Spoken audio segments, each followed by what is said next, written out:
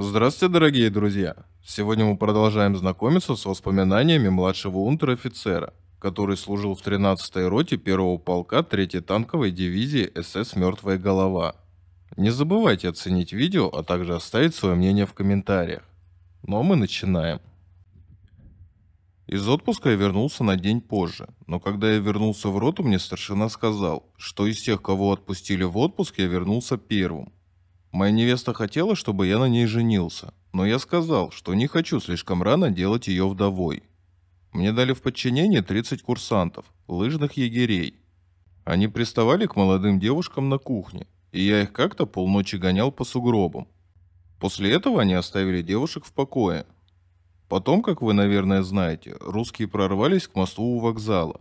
Была объявлена тревога высшей степени опасности. Весь резервный батальон был разделен на две роты, которые должны были занять определенные участки обороны. Моя рота была на Одере у Ауэрест. Это на другой стороне Одера. Моста там не было, там был паром. Там было огромное количество беженцев, повозки на лошадях, скот, старики, женщины и дети. Мы получили приказ построить нашу оборонительную позицию. Сначала мы должны были строить оборонительную позицию на дамбе на Одере, но дамба была на 18 метров удалена от реки. И между ней и Одером росли кусты и деревья. Тогда мы построили позицию прямо на берегу Одера. Я не помню, как звали нашего командира роты в тот момент. Его быстро заменили, и ротой командовал Отто Люмнес из Вальдорфа. На нашем участке обороны был построен по всем правилам бункер с пулеметом МГ. Бункер был построен так, чтобы защищать изгиб русла Одера. Справа от нас, вверх по течению Одера, была полоса, примерно 120 метров, абсолютно плоская. На ней росло единственное дерево. За ней был участок обороны роты Waffen-СС. А слева от нас, там где был паром, был вермахт. Ночью мы послали разведку в следующую деревню. Там уже были русские. Мы недолго их ждали. Через пару дней они были уже перед нами, но без тяжелого оружия. Они попытались на 3 лодках переправиться через Одер там, где была плоская полоса. Мы их уничтожили. Ни один из них не выжил. Кроме того, вода в Одере была ледяная. Кто в нее попал, выплыть не мог. Одним утром мы потеряли связь с соседней ротой на левом фланге. Мы получили приказ отступить в направлении Бреслау. На нашей стороне возле парома был дом. Там жила женщина с 3 дочерями. Когда мы отступали, мы попросили ее уйти вместе с нами в Бреслау, но она осталась в доме. Я до сих пор думаю, что с ними потом произошло. В любом случае мы отступили. У нас была внезапная контратака на русских. Они полностью растерялись. Они абсолютно на это не рассчитывали. У них были огромные потери. После этого наша рота была резервом крепости. Резерв крепости означал, что мы все время ходили в ближний бой, или контратаковали прорвавшихся русских, или ходили в разведку, или стабилизировали участок обороны, потому что в Бреслау было очень много частей фолькштурма. Чаще всего мы воевали возле аэропорта Гандау, в городском районе Шмидефельд. Туда вошли русские, потому что часть под командованием Шпекмана оттуда просто сбежала. Мы ночью контратаковали русских, но весь район освободить не смогли, потому что русские стянули туда очень много сил. В любом случае, эту часть города мы удерживали довольно долго. Там был аэропорт Гандау. Там все время приземлялись самолеты Ю-52, привозили боеприпасы и вывозили раненых. Потом мы прикрывали Франкфуртскую улицу. Это очень длинная улица. На перекрестке Спиорштрассе там была насыпь железной дороги. Там оборонялся фолькштурм. И русские захватили 3 первых дома за насыпью железной дороги. Я с 10 солдатами получил приказ выбить оттуда русских. Мы это сделали, потеряв 1 человека, но захватили русскую противотанковую пушку. Потом мы получили приказ очистить Иверг-41. Иверг-41 это был огромный комплекс бункеров. 2 этажа, бетонные стены, казематы и галереи, укрытые деревьями и кустами. Его защищала часть вермахта. Русские их неожиданно атаковали и захватили весь комплекс, кроме самого большого бункера, который все еще обороняла эта часть вермахта. Нам приказали их деблокировать, пробиться через русских, которых было примерно 50-60 человек из штрафной части. Мы пошли туда, вооруженные до зубов, даже с панцерфаустами. Мы распределились по фронту и пошли в атаку, бросая ручные гранаты и стреляя из панцерфаустов. Русские открыли по нам ураганный огонь. 2 раза мы отходили в большой бункер и вызывали огонь нашей артиллерии. Мы пошли в последнюю атаку, и русские сложили оружие. От нас осталось 27 человек.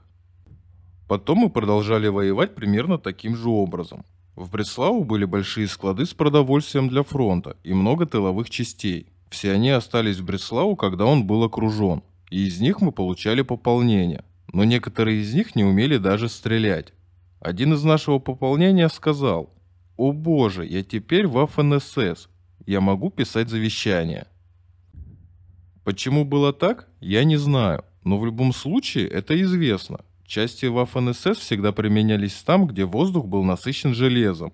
Наша дивизия никогда не стояла на одном месте, нас все время дергали по фронту.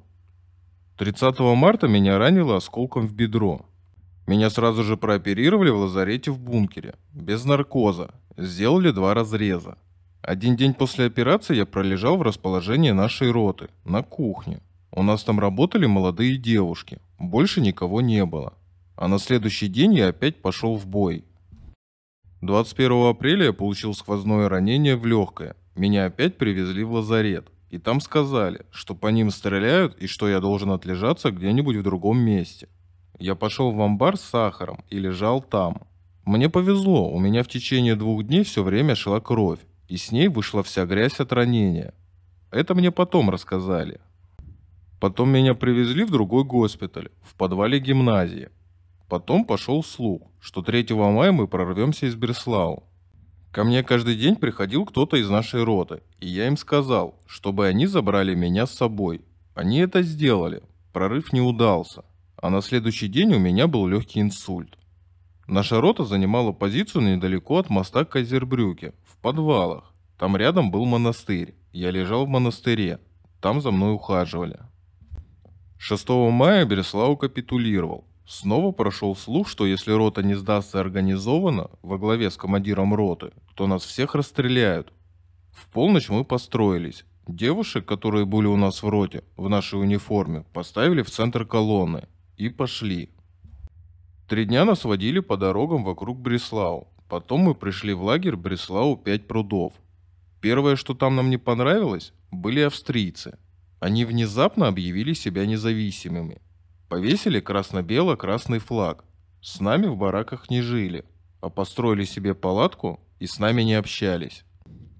Оттуда 1000 человек перевезли в лагерь Бреслау-Хунцвик. Там меня обследовали, я получил 4-ю рабочую группу.